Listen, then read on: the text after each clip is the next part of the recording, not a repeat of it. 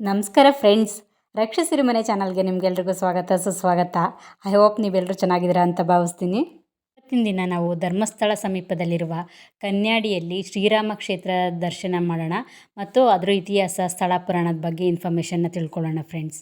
ಕನ್ಯಾಡಿ ಶ್ರೀರಾಮ ಕ್ಷೇತ್ರ ಇಂದಿನ ದಿನಗಳಲ್ಲಿ ಸ್ನೇಹಿತರೆ ಈ ದೇವಸ್ಥಾನ ತುಂಬ ಫೇಮಸ್ ಆಗಿದೆ. ಇಲ್ಲಿಗೆ ಲಕ್ಷಾಂತರ ಭಕ್ತಾದಿಗಳು ಬಂದು ದೇಶ ವಿದೇಶದಿಂದ ಬಂದು ಇಲ್ಲಿ ಶ್ರೀರಾಮನ ದರ್ಶನ ಪಡೆದು ಪುನೀತರಾಗ್ತಾರೆ. ವಿಡಿಯೋ ತುಂಬ ಇಂಟ್ರೆಸ್ಟ್ ಆಗಿದೆ ಫ್ರೆಂಡ್ಸ್, ಯಾರು ಸ್ಕಿಪ್ ಮಾಡಬೇಡಿ, ಕಂಪ್ಲೀಟಾಗಿ ನೋಡಿ. ಹಾಗೆ ಇನ್ನೂ ಯಾರೆಲ್ಲ ನನ್ನ ಚಾನಲ್ನ ಸಬ್ಸ್ಕ್ರೈಬ್ ಮಾಡದೆ ನೋಡ್ತಾ ಇದ್ದೀರಾ, ಪ್ಲೀಸ್ ಚಾನಲ್ನ ಸಬ್ಸ್ಕ್ರೈಬ್ ಮಾಡಿ, ವಾಚ್ ಮಾಡಿ. ಹಾಗೆ ಪಕ್ಕದಲ್ಲಿ ಕಾಣೋ ಬೆಲ್ ಬಟನ್ನ ಪ್ರೆಸ್ ಮಾಡಿ. ಇದರಿಂದ ನಾನು ಹೊಸ ವೀಡಿಯೋಸ್ ಹಾಕಿದಾಗ ನಿಮಗೆ ನೋಟಿಫಿಕೇಷನ್ಸ್ ಬರುತ್ತೆ. ಮತ್ತು ಈ ವಿಡಿಯೋ ನಿಮಗೆ ಇಷ್ಟ ಆದರೆ ಲೈಕ್ ಮಾಡಿ ಮತ್ತು ನಿಮ್ಮ ಫ್ಯಾಮಿಲಿ ಫ್ರೆಂಡ್ಸ್ಗೂ ಶೇರ್ ಮಾಡಿ. ಈ ದೇವಸ್ಥಾನವು ಧರ್ಮಸ್ಥಳ ಗ್ರಾಮದ ನಿತ್ಯಾನಂದ ನಗರದಲ್ಲಿದೆ. ಇದು ದಕ್ಷಿಣ ಭಾರತದ ಅಯೋಧ್ಯೆ ಅಂತಲೇ ಕರೀತಾರೆ. ಇಲ್ಲಿಗೆ ಸಾವಿರಾರು ಜನ ಭಕ್ತಾದಿಗಳು ಇಲ್ಲಿ ಬಂದು ದೇವರ ದರ್ಶನ ಮಾಡ್ತಾರೆ. ಈ ದೇವಸ್ಥಾನವು ಧರ್ಮಸ್ಥಳ ಮತ್ತು ಮಂಗಳೂರು ಹೈವೇನಲ್ಲಿ ಬರುತ್ತೆ. ಇದು ಧರ್ಮಸ್ಥಳದಿಂದ ಸರಿಸುಮಾರು 4 ಕಿಲೋಮೀಟ್ರ್ ದೂರದಲ್ಲಿದೆ. ಧರ್ಮಸ್ಥಳದಿಂದ ಈ ದೇವಸ್ಥಾನಕ್ಕೆ ವೆಹಿಕಲ್ ವ್ಯವಸ್ಥೆ ಇದೆ. ಜೀಪು ಮತ್ತು ಆಟೋಗಳು ಈ ಧರ್ಮಸ್ಥಳದಿಂದ ಕನ್ಯಾಡಿ ಶ್ರೀರಾಮ ಕ್ಷೇತ್ರಕ್ಕೆ ಹೋಗುತ್ತವೆ. ಒಬ್ಬರಿಗೆ ಇಲ್ಲಿ 100 ರೂಪೀಸ್ ತೊಗೊಳ್ತಾರೆ. ಕರ್ಕೊಂಡೋಗಿ ಕರ್ಕೊಂಬಂದುಬಿಡ್ತಾರೆ. ಮತ್ತು ನಾವಲ್ಲಿ ದರ್ಶನ ಮಾಡಲಿಕ್ಕೆ ನಮಗೆ 10 ರಿಂದ 15 ನಿಮಿಷ ಟೈಮು ಕೊಡ್ತಾರೆ. ನೀವು ಧರ್ಮಸ್ಥಳಕ್ಕೆ ಭೇಟಿ ಕೊಟ್ಟಾಗ ಈ ದೇವಸ್ಥಾನಕ್ಕೂ ಭೇಟಿ ಕೊಡ್ಬೋದು. ಧರ್ಮಸ್ಥಳದಿಂದ ಡೈರೆಕ್ಟಾಗಿ ನಿಮಗೆ ಜೀಪು ಮತ್ತು ಆಟೋಗಳ ವ್ಯವಸ್ಥೆ ಇದೆ. ಬನ್ನಿ ಫ್ರೆಂಡ್ಸ್, ಇನ್ನು ಈ ದೇವಸ್ಥಾನದ ಇತಿಹಾಸದ ಬಗ್ಗೆ ತಿಳ್ಕೊಳ್ಳೋಣ. ಶ್ರೀ ಆತ್ಮಾನಂದ ಸರಸ್ವತಿ ಸ್ವಾಮೀಜಿಯವರು ಈ ದೇವಸ್ಥಾನ ಸಂಕೀರ್ಣದ ನಿರ್ಮಾಣಕರ್ತರು ಎಂದರೆ ತಪ್ಪಾಗಲಾರದು. ಅವರು ಶ್ರೀ ನಿತ್ಯಾನಂದ ಸ್ವಾಮೀಜಿಯವರ ಶಿಷ್ಯರಾಗಿದ್ದರು. ಶ್ರೀ ಆತ್ಮಾನಂದ ಸರಸ್ವತಿ ಸ್ವಾಮೀಜಿಯು ಮುಂಬೈನ ಠಾಣೆಯ ಗಣೇಶ್ಪುರಿಯಲ್ಲಿ ತಮ್ಮ ಪಾಠವನ್ನು ಅಭ್ಯಾಸ ಮಾಡುತ್ತಿದ್ದ ಸಂದರ್ಭದಲ್ಲಿ ಅವರ ಗುರುಗಳಾದ ನಿತ್ಯಾನಂದ ಸ್ವಾಮೀಜಿಯವರು ಧರ್ಮಸ್ಥಳ ಗ್ರಾಮದಲ್ಲಿ ರಾಮನ ದೇವಸ್ಥಾನ ಕಟ್ಟಬೇಕು ಅಂತ ಬಯಕೆಯನ್ನು ವ್ಯಕ್ತಪಡಿಸ್ತಾರೆ. ಆಗ ವಿಶೇಷ ಪವಾಡ ಶಕ್ತಿಯನ್ನು ಹೊಂದಿದ್ದ ಶ್ರೀ ನಿತ್ಯಾನಂದ ಸ್ವಾಮಿಗಳು ತಮ್ಮ ಧರ್ಮಸ್ಥಳ ಯಾತ್ರೆಯ ಸಂದರ್ಭದಲ್ಲಿ ಒಂದು ದಿನ ಇಲ್ಲಿ ತಂಗಿರ್ತಾರೆ. ಅವರಿಗೆ ಆ ಸಂದರ್ಭದಲ್ಲಿ ಸ್ಥಳದಲ್ಲಿ ಶ್ರೀರಾಮ ಮಂದಿರವನ್ನು ನಿರ್ಮಾಣ ಮಾಡಬೇಕು ಅಂತ ಯೋಚನೆ ಬರುತ್ತೆ.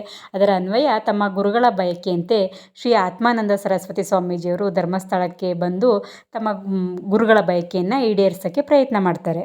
ಅವರು ಶ್ರೀರಾಮ ಕ್ಷೇತ್ರದ ಸ್ಥಳವನ್ನು 1971ರಲ್ಲಿ ಶ್ರೀ ಕ್ಷೇತ್ರದ ಸ್ಥಳದ ಶಾನುಭೋಗರಾಗಿದ್ದ ಸೂರ್ಯನಾರಾಯಣರಾವ್ ದೊಂಡೋಲೆ ಇವರಿಂದ ಬಳುವಳಿಯಾಗಿ ಪಡೆದರು. ಅವರು ಹುಲ್ಲು ಚಾವಣಿಗಳಿಂದ ನಿರ್ಮಿತ ಒಂದು ಕಟ್ಟಡವನ್ನು ನಿರ್ಮಾಣ ಮಾಡ್ತಾರೆ. ಅದರಲ್ಲಿ ಭಗವಾನ್ ಶ್ರೀ ನಿತ್ಯಾನಂದ ಮಂದಿರವನ್ನು ಕಟ್ಟಿಸ್ತಾರೆ. ತಕ್ಷಣ ಭಕ್ತರು ಅಲ್ಲಿ ಸೇರಲು ಆರಂಭ ಮಾಡ್ತಾರೆ. ಮತ್ತು ಇಲ್ಲಿ ಪ್ರತಿ ವರ್ಷ ರಾಮನವಮಿ ನಡೆಯುತ್ತೆ. ಈ ಹಬ್ಬದ ಸಂದರ್ಭದಲ್ಲಿ 7 ದಿನ ರಾಮ ಭಜನೆ ಸಪ್ತಾಹವನ್ನು ಮಾಡ್ತಾರೆ. ಸ್ಥಳೀಯರು ಮತ್ತು ದೂರದ ಊರುಗಳಿಂದ ಸಾವಿರಾರು ರಾಮನ ಭಕ್ತಾದಿಗಳು ಬಂದು ಇಲ್ಲಿ ನಂದಾದೀಪನ ಹಚ್ಚುತ್ತಾರೆ. ಮತ್ತು ಸುತ್ತಲೂ ಕುಣಿಯುತ್ತಾ ರಾಮ ರಾಮ ಮತ್ತು ರಾಮ ತಾರಕ ಮಂತ್ರ ಜಪ, ಹೀಗೆ ರಾಮನ ಜಪ ಮಾಡೋಕ್ಕೆ ಜನಗಳು ಆರಂಭ ಮಾಡ್ತಾರೆ. ಇಂದು ಪವಿತ್ರ ಕ್ಷೇತ್ರವೆಂದು ಕರೆದುಕೊಳ್ಳುವ ಶ್ರೀರಾಮ ಕ್ಷೇತ್ರ 1978ರವರೆಗೆ ಸಣ್ಣ ನಿತ್ಯಾನಂದ ಮಂದಿರವನ್ನು ಬಿಟ್ಟರೆ ಬೇರೆ ಏನೂ ಇರಲಿಲ್ಲ. ಪ್ರಸ್ತುತ ಶ್ರೀರಾಮ ದೇವಸ್ಥಾನಕ್ಕೆ 1978ರಲ್ಲಿ ಬೆಂಗಳೂರಿನ ಶ್ರೀ ಶಿವಬಾಲಯೋಗಿ ಮಹಾರಾಜರು ಭೂಮಿ ಪೂಜೆಯನ್ನು ನೆರವೇರಿಸ್ತಾರೆ. ನಂತರ 2 ಎಕರೆ ಜಮೀನಿನಲ್ಲಿ ಶ್ರೀರಾಮ ಮಂದಿರದ ರಚನೆಯನ್ನು ಶ್ರೀ ಆತ್ಮಾನಂದ ಸ್ವಾಮೀಜಿಗಳು ನಿರ್ದೇಶಿಸ್ತಾರೆ. ಅಲ್ಲಿಂದ ದೇವಸ್ಥಾನದ ನಿರ್ಮಾಣದ ಕಾರ್ಯ ಭರದಿಂದ ಸಾಗುತ್ತೆ. 2007ರಲ್ಲಿ ಈ ಕ್ಷೇತ್ರದ ಪ್ರತಿಷ್ಠಾ ಬ್ರಹ್ಮ ಕಲಶೋತ್ಸವವನ್ನು ಅದ್ಧೂರಿಯಾಗಿ ಮಾಡ್ತಾರೆ. 58 ದಿನಗಳ ಕಾಲ ಇದು ನಡೆಯುತ್ತೆ. ಇದೇ ಸಂದರ್ಭದಲ್ಲಿ ಎಲ್ಲ 36 ದೇವರು ಗರ್ಭಗುಡಿಗಳು ಹಾಗೂ ಶ್ರೀರಾಮ ದೇವರ ಪೂಜಾ ಸ್ಥಳವನ್ನು ಏಕಕಾಲದಲ್ಲಿ ವಿದ್ಯುಕ್ತವಾಗಿ ಆರಂಭಿಸಲಾಗುತ್ತೆ. ಶ್ರೀರಾಮ ಇಲ್ಲಿನ ಮುಖ್ಯ ದೇವರಾಗಿದ್ದು ಒಂದೇ ಸೂರಿನಡಿ ಇತರ 36 ದೇವರುಗಳ ಗರ್ಭಗುಡಿಗಳಿವೆ. ಇಲ್ಲಿ 30 ವರ್ಷಗಳ ಹಿಂದೆ ದೇವಸ್ಥಾನ ಇಷ್ಟೊಂದು ಜನಪ್ರಿಯ ಆಗುತ್ತೆ ಅಂತ ಯಾರೊಬ್ಬರೂ ಕೂಡ ಅಂದ್ಕೊಂಡಿರಲಿಲ್ಲ. ಅಷ್ಟರ ಮಟ್ಟಿಗೆ ಇಂದು ಈ ದೇವಸ್ಥಾನ ಫೇಮಸ್ ಆಗಿದೆ. ಈ ಜಾಗದಲ್ಲಿ ಸೀತಾನ್ವೇಷಣೆಯ ಸಂದರ್ಭದಲ್ಲಿ ಕೆಲವು ದಿನಗಳ ಕಾಲ ಶ್ರೀರಾಮಚಂದ್ರರು ಈ ಸ್ಥಳದಲ್ಲಿ ತಂಗಿದ್ರು ಅನ್ನೋ ಪ್ರತೀತಿ ಇದೆ. ಇನ್ನು ಈ ದೇವಸ್ಥಾನದ ವಿನ್ಯಾಸದ ಬಗ್ಗೆ ತಿಳಿಯೋದಾದರೆ, ಈ ದೇವಾಲಯದ ವಿನ್ಯಾಸವು ಕಲಾತ್ಮಕ ಸೌಂದರ್ಯದೊಂದಿಗೆ ಆಕರ್ಷಣೀಯವಾಗಿದೆ. ಇದು ತಮಿಳುನಾಡಿನ ಶೈಲಿಯನ್ನು ಹೊಂದಿದ್ದು ರಾಜಸ್ಥಾನದ ಉತ್ತಮ ಗುಣಮಟ್ಟದ ಗ್ರಾನೈಟ್ ಕಲ್ಲುಗಳನ್ನು ಇದಕ್ಕೆ ಬಳಸಲಾಗಿದೆ. ಆಂಧ್ರ ಪ್ರದೇಶ, ಮಹಾರಾಷ್ಟ್ರ, ಕೇರಳ, ತಮಿಳುನಾಡು ಮತ್ತು ರಾಜಸ್ಥಾನದ ಕುಶಲಕರ್ಮಿ ಶಿಲ್ಪಿಗಳು ಇದರ ಕೆತ್ತನೆ ಕೆಲಸಗಳನ್ನು ಮಾಡಿದ್ದಾರೆ. 3 ಮಹಡಿಗಳ ರಚನೆಯನ್ನು ಹೊಂದಿರುವ ದೇವಾಲಯದಲ್ಲಿ ತಳ ಮಹಡಿಯನ್ನು ಸಮಾರಂಭ ಮತ್ತು ಭಜನೆಗಳಿಗಾಗಿ ಉಪಯೋಗಿಸ್ತಾರೆ. ಮತ್ತು 2ನೇ ಮಹಡಿನಲ್ಲಿ ಪವಿತ್ರ ಗರ್ಭಗುಡಿ ಗೃಹಗಳಿವೆ ಮತ್ತು 3ನೇ ಮಹಡಿಯಲ್ಲಿ ಪಟ್ಟಾಭಿರಾಮ ಸನ್ನಿಧಿ ಇದೆ. ಅದೇ ರೀತಿಯಾಗಿ ಈ ಸುಂದರ ದೇವಸ್ಥಾನದಲ್ಲಿ ಹನುಮಂತ ನವದುರ್ಗೆಯರು ಮತ್ತು ನವಗ್ರಹಗಳು ಕೂಡ ಪೂಜಿಸಲ್ಪಡುತ್ತವೆ. 2007ರಲ್ಲಿ 3 ರಥಗಳನ್ನು ನಿರ್ಮಿಸಲಾಗಿತ್ತು. ಇಲ್ಲಿ 3 ರಥಗಳು ತುಂಬ ಆಕರ್ಷಣೀಯವಾಗಿವೆ. ಶಿಲ್ಪಿಗಳು ಶ್ರೀರಾಮ ದೇವರಿಗಾಗಿ 78 ಅಡಿ ಎತ್ತರದ ಬ್ರಹ್ಮರಥವನ್ನು ಕೆತ್ತಿದ್ದಾರೆ ಮತ್ತು 36 ಅಡಿ ಎತ್ತರದ ಇನ್ನೊಂದು ರಥವನ್ನು ಆಂಜನೇಯನಿಗೋಸ್ಕರ ಅರ್ಪಿಸಲಾಗಿದೆ. ಈ ಕ್ಷೇತ್ರದಲ್ಲಿ 18 ಅಡಿಯ ಬೆಳ್ಳಿಯ ರಥ ಕೂಡ ಇದೆ. ಕಾರಂಜಿಯಿಂದ ಕೂಡಿದ ಹೂದೋಟ ಹಾಗೂ ವಿವಿಧ ಬಣ್ಣಗಳ ಬೆಳಕು ಭಕ್ತರನ್ನು ಇಲ್ಲಿಗೆ ಕೈಬೀಸಿ ಕರೆಯುತ್ತದೆ. ಮತ್ತು ಈ ಕ್ಷೇತ್ರದ ಪ್ರಮುಖ ಆಕರ್ಷಣೆ ಮತ್ತು ವಿಶೇಷ ಏನು ಅಂದರೆ, ಇಡೀ ರಾಷ್ಟ್ರದ ವಿವಿಧ ದೇವಸ್ಥಾನಗಳಲ್ಲಿ ಆರಾಧನೆಗೊಳ್ಳುವಂಥ ದೇವರ ದರ್ಶನವನ್ನು ಪಡೆದು ಈ ಒಂದು ದೇವಸ್ಥಾನದಲ್ಲಿ ದೇವರ ದರ್ಶನಗಳನ್ನು ಎಲ್ಲ ದೇವರುಗಳ ದರ್ಶನವನ್ನು ಪಡೆದು ನಾವು ಧನ್ಯರಾಗ್ಬೋದು.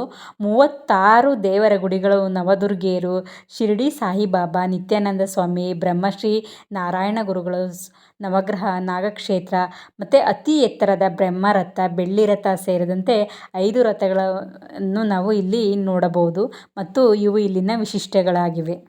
ಈ ಕ್ಷೇತ್ರದಲ್ಲಿ ಪ್ರತಿ ವರ್ಷ ರಾಮನವಮಿಯನ್ನು ಆಚರಿಸಲಾಗುತ್ತದೆ.